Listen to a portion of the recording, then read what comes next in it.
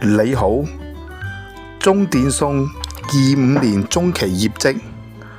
我持有中電信已經好耐，我從來都唔覺得佢係一個好賺嘅企業，以前唔覺得，今日亦唔覺得，只係近年佢個自由現金流增長咗較為多，派息比率又提高，長線嘅複合增長其實係非常低。如果有5% 以上長期複合已經叫唔錯，低迷咗好多年，近年股價先攀升，冇咁難睇。政府見佢嘅股價醒神咗，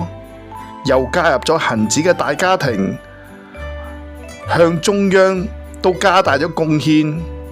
美其名向佢多收增值稅。業績顯示中電信都維持低增長，自由現金流就有雙位數增長，派息慷慨，行業又受到政策保護，中央要錢都冇法啦。內房爆煲之後，地方財政肯定大傷，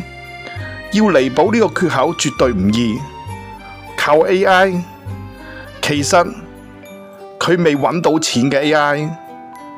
捱咗房地產嘅絕境已經4至5年，其實夠未啊？到而家呢刻，市場都有未有明顯嘅證據。